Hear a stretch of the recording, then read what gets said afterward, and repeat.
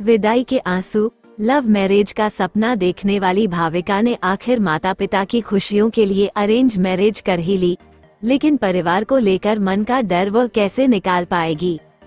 आइए सुनते हैं ये मस्त कहानी, इमोशनल कहानी।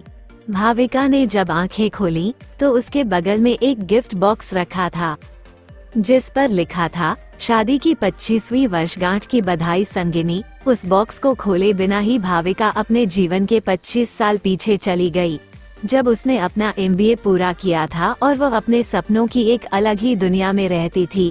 भाविका को लव मैरिज करनी थी, उसे कभी अरेंज मैरिज करनी ही नहीं थी।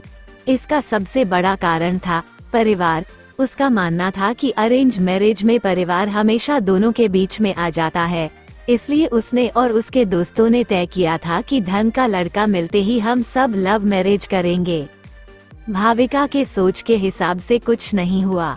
उसने कुछ लड़कों को डेट तो किया, लेकिन बात नहीं बनी। आखिरकार माँ पापा का मन रखने के लिए ही सही, उसे उनके मनपसंद लड़के से शादी करनी ही पड़ी।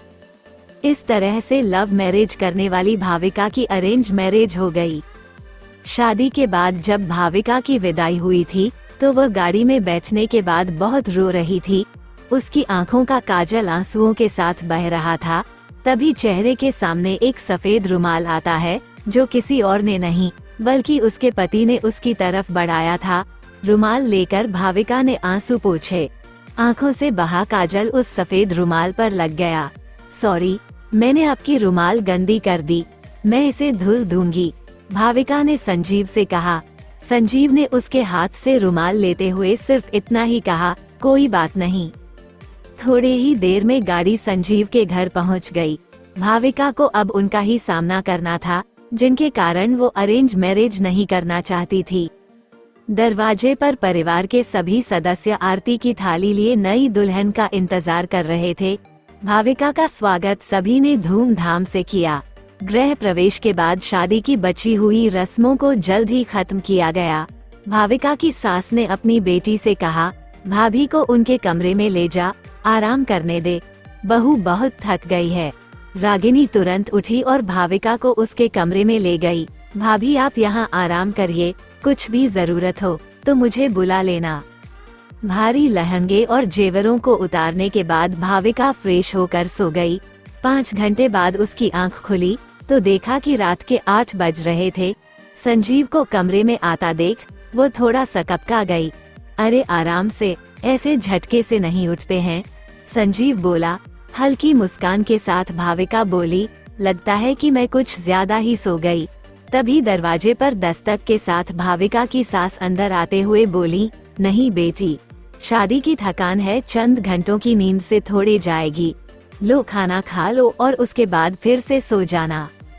जब भाविका ने खाने की प्लेट देखी तो उसकी आंखों में आंसू आ गए।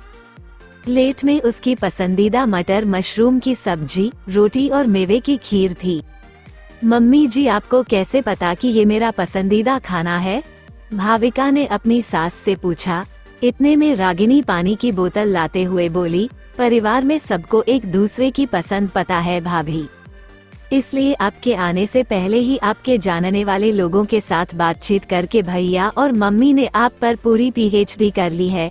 अब आपको कुछ बताने की जरूरत नहीं है, हमें सब पता है कि आपको क्या पसंद है और क्या नहीं। रागिनी की ये बातें सुनकर भाविका ने अपनी सास का हाथ चूम लिया। थैंक यू मम्मी, मुझे इस परिवार में अपना एक अलग दर्जा देने के लिए। उस दिन से भाविका के मन में परिवार को लेकर रहने वाला डर कहीं दूर चला गया। उसने परिवार को अपना माना और परिवार ने उसे अपनाया। इस तरह से हंसी खुशी रहते हुए भाविका और संजीव की शादी को आज 25 साल पूरे हो चुके थे।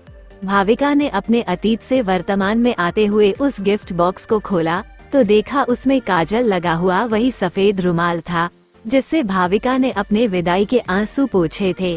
साथ ही एक पत्र भी था जिसमें लिखा था, प्रिय अर्धांगिनी, तुम्हारे विदाई के आंसू मेरे लिए बहुत कीमती थे, जिसे मैंने हमेशा संजो के रखा था।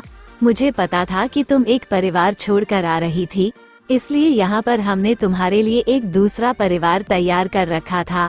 मेरे साथ अपना जीवन साझा करने के लिए शुक्रिया। शादी की वर्षगांठ पर बहुत सारा प्यार, तुम्हारा संजू।